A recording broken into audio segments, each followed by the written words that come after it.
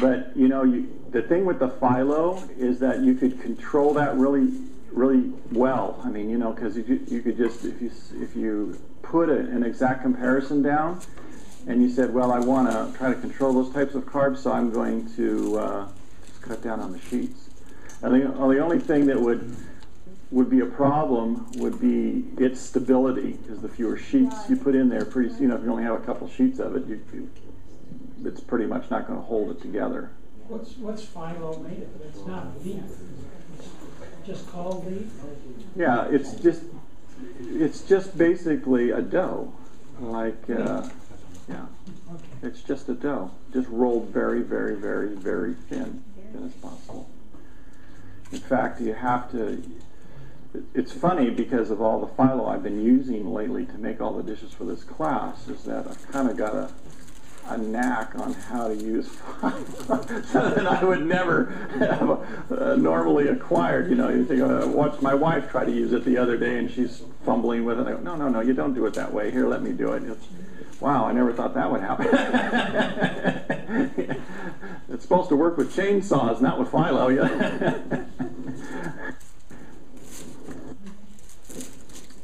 But if the Philo, you know, when you first roll it out, when you if it's not, and you reach down and you pull that first sheet up, you want to open it. It always comes in rolls. It's usually in the refrigerated section. If it's been frozen, it has to be thawed out completely. So you have to leave it in the refrigerator for at least a day.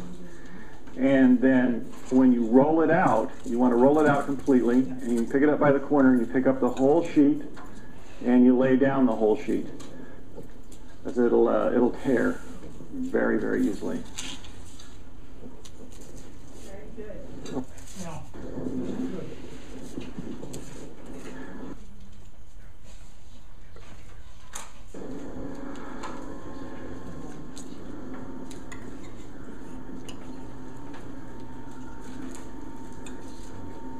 As good as that spinach was last month, for last week. Okay, huh? Great. And of course, all the recipes, like last week, if you go to the weekly recipe and just click right on it. It's right here. Magic Internet, go, go, go. Right here. And the funny thing about this one is that, remember our guest last week, Keith Carey, started calling me about this one. He said, Steve, what kind of spices are there? I can't find the spices. I said, yeah, the spices are in here. You just have to look down on the web page there. Well, what do you do with the eggs, Steve? It's like it's like three or four questions going back and forth about this one. Well, you must be making dinner for your wife tonight, huh? Yeah, we really like that. I'm going to be making dinner for her tonight. Okay. So I made a few suggestions. I actually left the eggs out of this. I had to put the eggs back in. And on this, it had layers of matzah across it, just the sheets of matzah. And I really think that's a kind of a tacky way to do it. It doesn't look very presentable. So what I suggest is the crumbled matzah, and just kind of sprinkle it across here like that. It makes a nice little layer there, and then the green kind of continues to come through instead of just these blocks of matzah laying across there.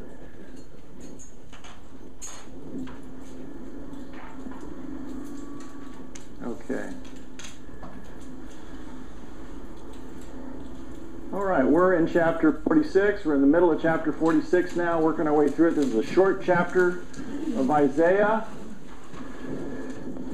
and we should be able to finish this one.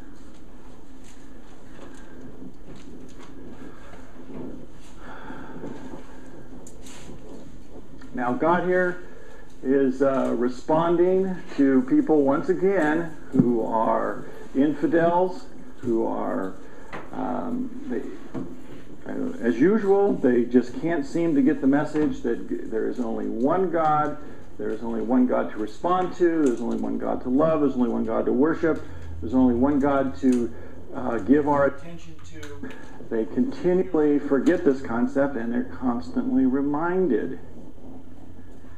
And this goes for us as well. These concepts are transcendental. They go through.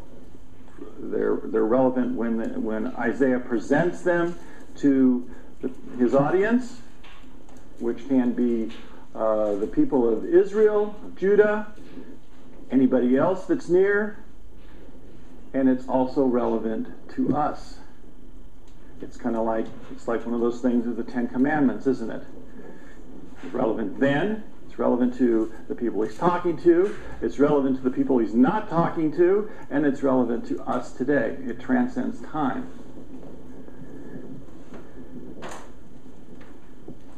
And how do you know that the thing is relevant like that? By its context. God makes it very clear. It's context, context, context, context. And for those of you who are in real estate, location, location, location, right? Okay. They lift it up to their shoulders and carry it. They Set it up in a place, and there it stands. From that spot it cannot move. Even though someone cries out to it, it cannot answer. It cannot save them from their troubles. What am I talking about? What is Isaiah talking about there? Idols. Idols, yes. Near Eastern deities generally were housed in temples and shrines, but on festive occasions they were carried in processions, like the already mentioned Akitu, the barley god. Not the Harley god, the barley god. Festive in Babylon, or the Opet, or Sokar, festivals in Egypt. Contrast this with the Lord God Yahweh, whose presence is symbolized by the moving cloud or the glory in the burning pillar of smoke and fire, which he created. He created. We're just talking about atheistic scholars argue that the people probably created that. There's no evidence of that. It's too big. It moves around. It fights for them. It blocked the pillar of fire. What did it block? It blocked the Egyptian army. Can you imagine some guy? Can you imagine Ed standing there with a pan of fire going out there to the army running out there? Here, this is going to block you guys. Yeah, sure, that's going to work. That's going to work. I mean, some of these things are laughable when you think about how they're arguing. This is cross-referenced in Exodus 14:9, Ezekiel 9:3, 10:4, and 11:22. Remember this. Keep it in mind. Take it to heart, you rebels. That's a nice way of putting it, because this word doesn't always translate like this. Scholars struggle with the translation of this verse because the Hebrew word zoth is an irregular feminine adverb in unspecified context can have a variety of meanings. And some of you have different translations here. What do you got? Art, what do you got? Remember this and show yourselves men. Bring it again to mind, O ye transgressors. Yeah. Anybody else have another translation? NIV, keep it in mind. ESV, stand firm. ASV, show yourself men. Yeah. This verse is important because it refers to the unbelieving remnant or rebels of Israel. Either way, it applies to both of them. I have an NIV, but it says, instead of keep it in mind, it says fix it in mind. Fix it. Oh, that's interesting. So NIV, I would think would be the same. You would think so. I'll have to double check that. Thanks. Remember the former things. These things long ago. Now, when he talks about former things, what is he usually referring to? The Exodus. Generally. When he's doing something for them, when he's talking about how I'm going to save you, he's usually referring to the Exodus. I am God, and there is no other. I am God, and there is no one like me.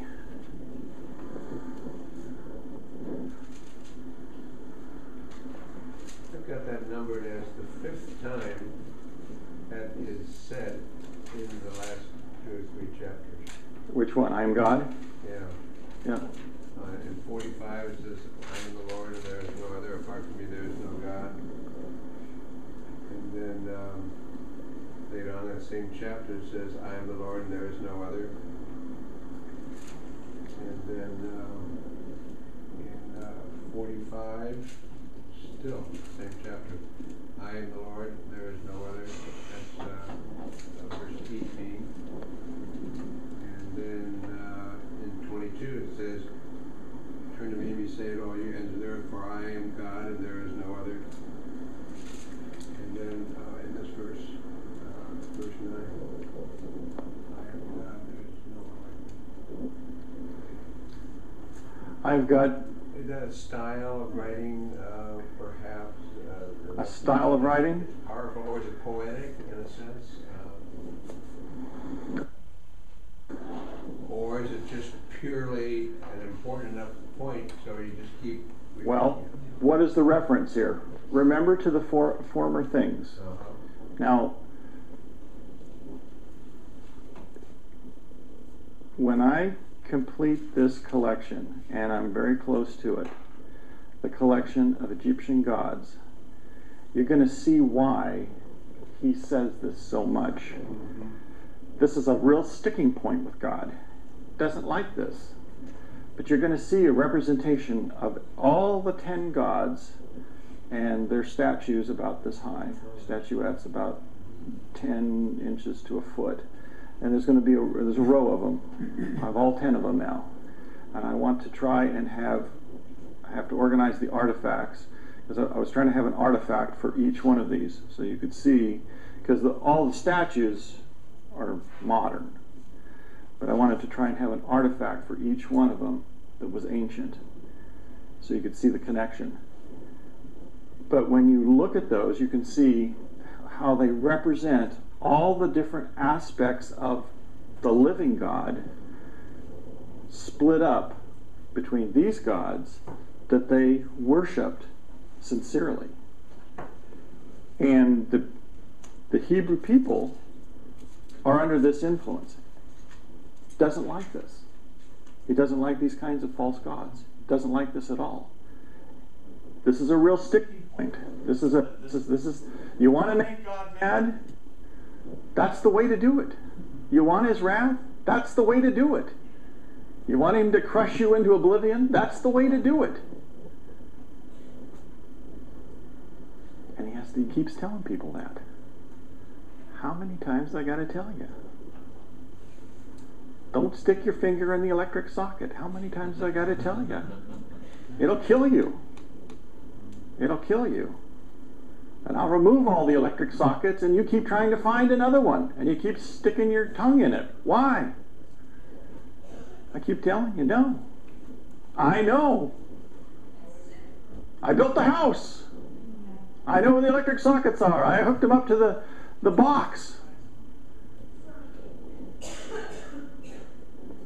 I am God. There is no other. I am God. There is no one like me. Complete prediction on behalf of Israel are proof of Yahweh's divinity. The completed predictions. Those things that Isaiah talks about, they come true. They come true. The true prophet. As sovereign of the cosmos, God knows the outcome before the beginning. That's the mark of a true God. Deuteronomy 32:7. What does that say? Who's got their finger in the Pentateuch?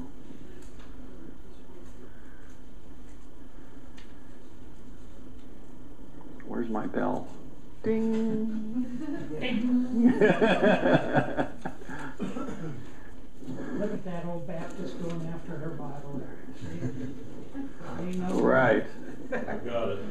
Okay, John. Oh, second. Just in case. Okay. Remember the days of old. Consider the generations long past. Ask your father, and he will tell you. Your elders, and they will explain to you. Just 32:7. Oh, you pulled that up on your computer, huh? Yeah. On my telephone.